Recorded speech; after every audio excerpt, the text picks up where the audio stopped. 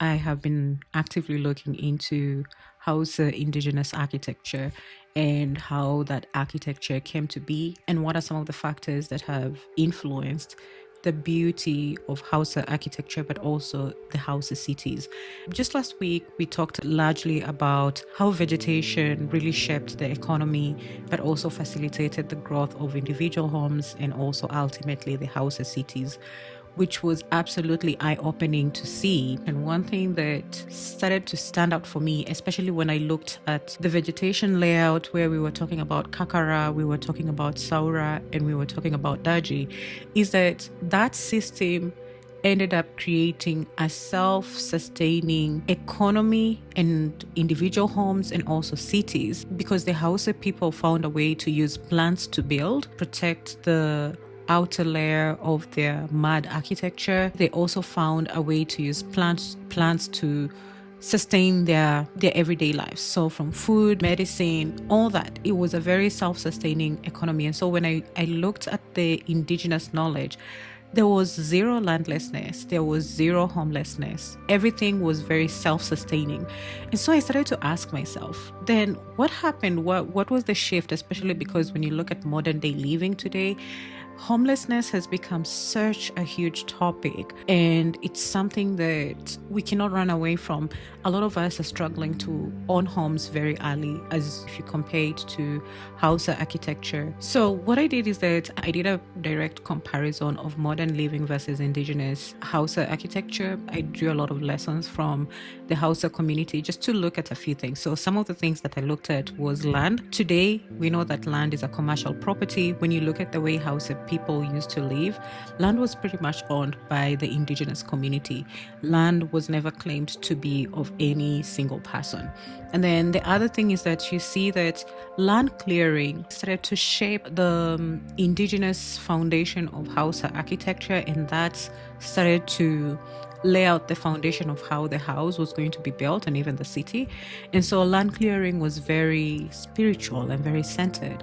But today you see that everything is very commercialized, even from even to land clearing.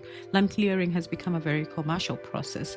And so we have to hire contractors, we have to hire machinery, and it seems like the whole process of us being spiritual and intentional about how we're clearing land has taken a little bit of a backseat, and it's more of we want to get permits, we want to do minimal preservation on the land, and that has created a lot of detriment, especially when it comes to preserving indigenous flora and fauna, as opposed to the way we see that the Hausa community did so well. And then I also looked at the actual building process. If you look at the indigenous Hausa architecture, the way they built, the knowledge was owned by the people. And so that knowledge continued from one generation to the other. While today, everything to do with building, we have pretty much delegated to what we call professions. And so we ourselves do not really have the building knowledge. The community does not have the building knowledge. And so that has created a system of dependency between us, the individuals, and the professions. And the professions get to kind of control the price and the charges and the materials, which has in a way escalated the cost of living, as opposed to the way the Hausa community used to build. The process was very centered on the community, the people, and the knowledge lived with the people. So it was not easy for someone to manipulate the market in any shape, way, or form. The last thing I also looked at when I was just comparing these two ways of living and building and how they influence architecture is family. Family in the Hausa community really played a key role in shaping not just individual homes, but ultimately the beautiful and exquisite Hausa architecture. The Hausa architecture, it was really focused on living not just with you and your nuclear family, but also engaging with the extended family members and joining hands with the community, and so living in a very communal way. And I think nowadays that has completely taken a shift, because family, it influences architecture in a very different way. So these days, it seems like we value things like privacy. We value so much the nuclear family, and the succession part of it is not fully laid out. People are not able to envision past their nuclear family and many, many generations down, how that can influence the way they design architecture or the way they're going to help their lineage solve architectural problems. It seems like we're very much thinking about ourselves and our nuclear family and maybe like grandchildren. I would say we go a little bit that far unless you have a lot of money and resources. And I think that's really one of the key things that has brought a constraint. Frankly, when I was looking at the modern living versus the indigenous living, especially as inspired by the Hausa architecture, I started to find that the modern living situation has created a system of extraction and dependency. So when I talk about extraction, I see that there's a lot of extraction of knowledge from the people and the indigenous communities and just humanity in general. And it's that knowledge is taken into the hands of what we call quote unquote professions. Those professions are you and me. So it seems like the knowledge is no longer with the people. And then the result of that is that these professions have started to really charge sometimes exorbitant fees, which has impacted things like home ownership, architecture, and building. To break this a little bit further, I went in and started to understand, why do we have homelessness today? I wanted to fully understand that because when I was looking at the indigenous living, especially as inspired by the Hausa communities, we were very self-sufficient. So what really changed?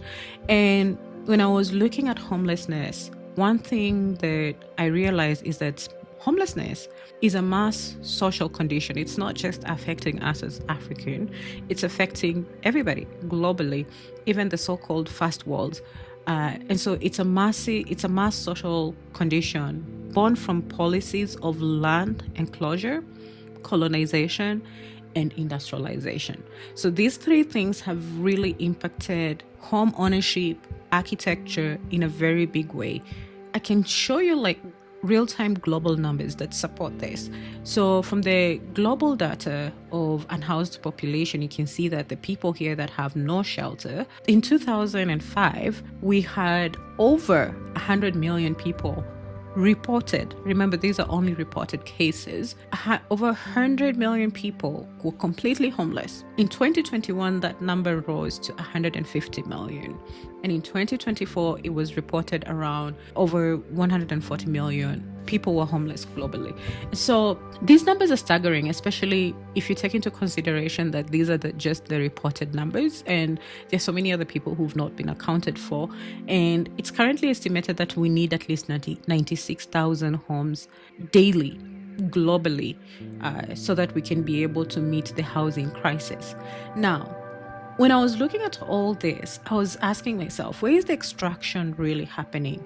And I did map out just a four core areas that we can start to look at. For instance, if you look at land is a big thing, especially when we come to this understanding of why we currently have a lot of homelessness, where the policies of land enclosure, colonization, and industrialization have heavily contributed to this. If you look at the issue of land currently is viewed as an investment. It's heavily controlled by the government. There's a lot of foreign interest sometimes. And so land, it no longer belongs to the community like it used to in the indigenous ways.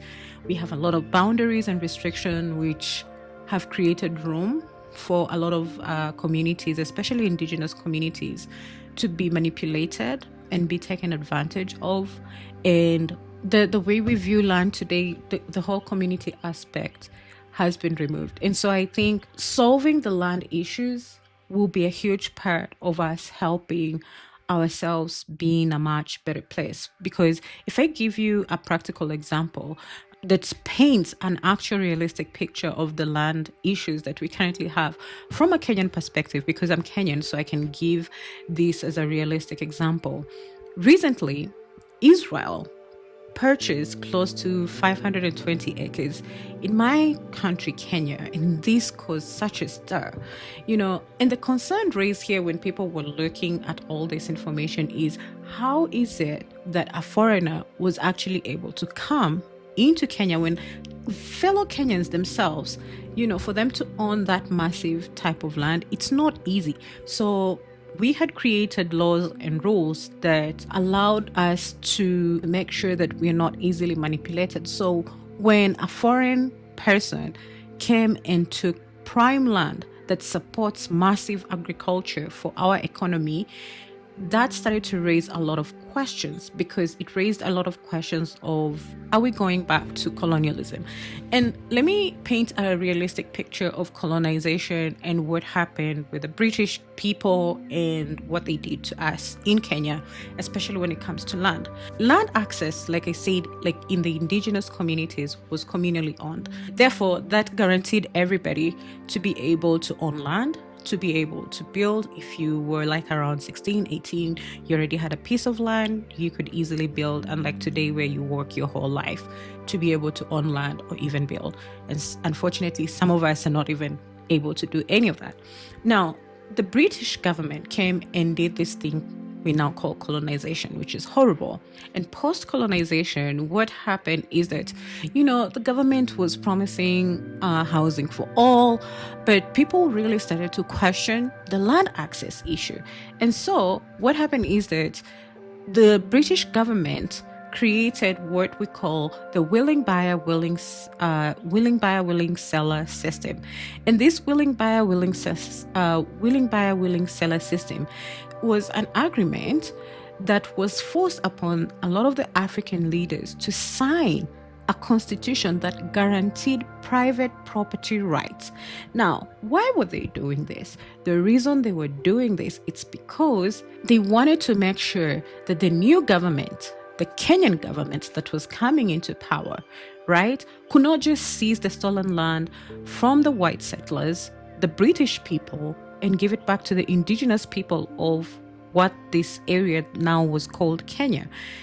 The actual indigenous people had to buy back the land from the white settlers who stole the land from the indigenous people. I'll let that sink in for a minute, because this thing is so infuriating. And so what happened is that you have images like this where the white settlers even were audacious enough to go out in the streets and protest for their right to own indigenous land in Kenya. And this is so crazy to me, because what happened is that the incoming government by Kenyatta, who in my view was the worst thing that ever happened to Kenyans and was pure evil, actually agreed to this crazy idea where the indigenous land belongs to the people was stolen by the white settlers. And then the white settlers came and said, well, if you want freedom, the conditions are you have to buy back the land. That was being tilted and toiled by our very own people. That is wild and crazy to me to even think about, but to agree to such terms and conditions is even crazier, because that is exactly what Kenyatta did. Kenyatta said, well, it's fine, we will agree, because we want freedom. And I was like, what are you talking about? The Mau Mau freedom fighters already fought for them for the freedom. So you agreeing to this is you actually tying us back to the very people that we want to separate ourselves from. But this agreement was, believe it or not, actually made. And so because the incoming government did not actually have money, guess where they got the money from? You guessed it right. They got the money from the white settlers, the British government. Those are the people they got the money from. And so this started what we call, you can Google about this, you can go read about this, the Million Acre Scheme that happened in 1960s in Kenya. Go read about that. And to me, that is crazy, because this 1 million acre scheme, it was pretty much Jomo Kenyatta buying 1 million acres of white highlands from the British settlers with the loan he got. Guess from who? The British people who colonized us. I'm telling you, when you do this research, it will blow your mind. And so Jomo Kenyatta received 17 million pounds in funds just to be able to do this. And when he did that, that meant that he could not just sell the land to any other person, because now if you're in debt, you have to sell land to the person who can actually be able to pay for it. You get some profit, you pay back the loan, and then you kind of like free yourself from that whole ordeal. So this land that was purchased, it was not even, he couldn't give it to the actual freedom fighters, people who had actually fought for freedom. Those started to become squatters. They completely were neglected. And now this ushered in this new wave of elite political people, those who could afford to actually buy the land. And so if you look at, if we were to convert the 17 million pounds from like around the 1963 or 1960s to today, that's close to almost 462 million in pounds. I just honestly did a Google search on this just to try and get an overview. It might not be fully accurate, but at least I was able to get an approximation for it. The outcome of this is that the white settlers who were paid off, they either stayed in some of the land as the elite new landlords, or some of them just completely went back to wherever they wanted to go. But the actual people who fought for the freedom of the country remained poor, landless, and became squatters. To me, that is so crazy. And so when I go back to this thing where I am explaining that homelessness is a mass social condition born from, policies of land closure, colonization, and industrialization, it's something that we have to be able to correct, because we can sit here and talk heavily about Indigenous building and Hausa building, but if we do not have land to build, then this becomes a big problem. Because as you can see, what is happening in Kenya right now, it seems like we're pretty much going back to the colonial eras. If you're able to send prime land that is supporting a huge chunk of your population with agriculture, and we're in this era where we have outsourced a lot of our economic activities like agriculture, plants, and all that to what we call professions. In these professions, and the government is selling the land. So where are the professions going to practice their professions, right? They're going to have to work with these people who are going to be the new landowners within our country, where we have Indigenous Kenyans who are landless. That is crazy. That is crazy. And so you can see when I talk about that modern living has heavily become a system of extraction. Well, if you compare that to Indigenous living, especially as it's inspired by house architecture, you can see it's a system that keeps the knowledge in the family, helps the family to become fully self-sustainable, to understand how they live with plants, use plants to build themselves, to build architecture, use vegetation. There's so much, like the whole building process, to lands, to plants, to family, everything, it lives within the family, and it's passed down one lineage after another. And so it's very hard to kind of control that system.